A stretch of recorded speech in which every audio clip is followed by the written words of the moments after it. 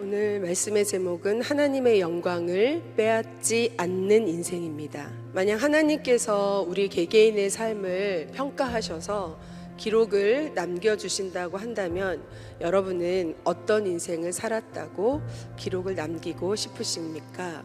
오늘 히스기야의 인생 후반기 삶을 살펴보면서 우리의 인생도 조명해 보고 싶습니다. 아수르가 계속 남유다에 공격을 해오니까 너무 두려운 마음에 또 그 사네립 왕이 편지를 보내잖아요. 하나님을 모욕하고 내가 너희 나라를 이제 침략하겠다.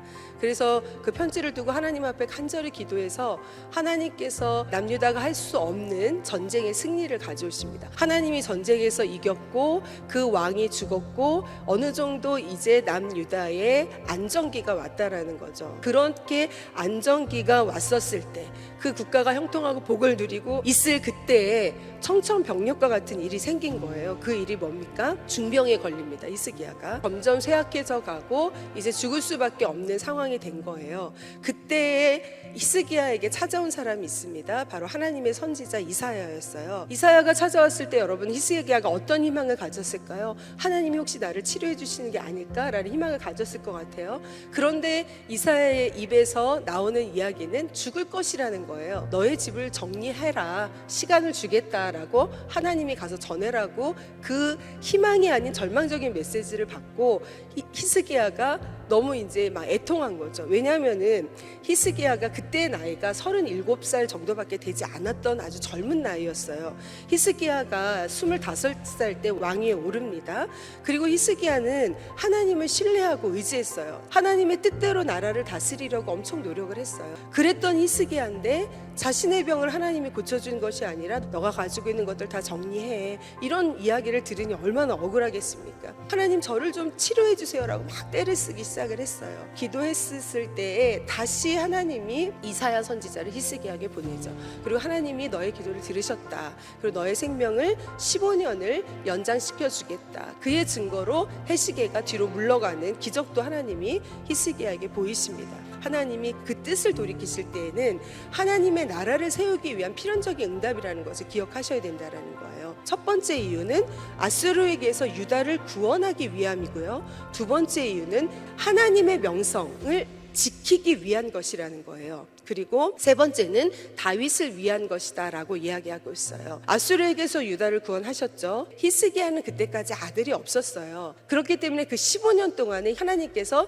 히스기야에게 아들을 주세요. 므낫세가 비록 아주 악한 왕이었지만 하나님은 므낫세를 통하여서 유다 왕조의 계보를 계속 이어가죠. 첫 번째, 세 번째 뜻은 하나님의 그 이유가 다 이루어졌습니다.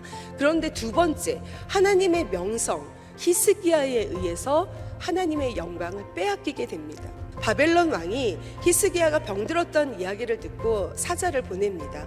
정탐하고자 사자를 보냈던 거죠. 히스기야가 실수를 합니다. 바벨론 왕이 보낸 편지와 예물에 그만 교만해졌어요. 국고를 다 열어서 보여주는 거예요. 돌아가서 그 침략을 하기 위한 수많은 계획을 짜고 결국에는 바벨론에 의해서 남유다가 멸망을 해요. 빌미를 제공을 한 거죠. 히스기야가 아주 중대한 실수를 합니다. 결국 히스기야 때문에 어떻게 됩니까?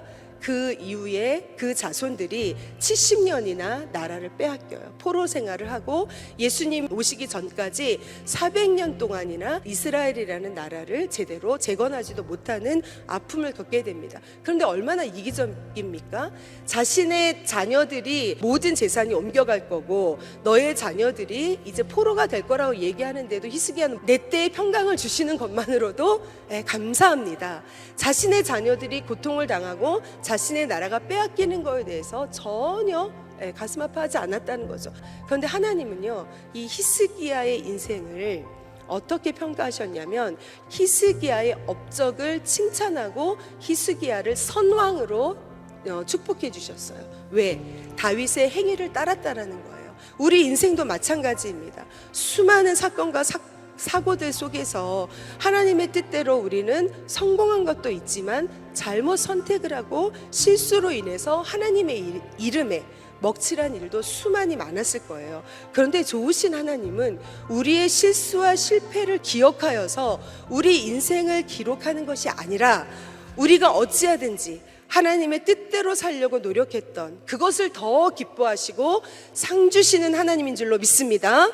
하나님은 우리의 중심을 보신다는 거예요. 하나님 중심으로 살아가려는 노력을 하는 인생, 그 인생은 모두가 성공한 인생인 줄로 믿습니다.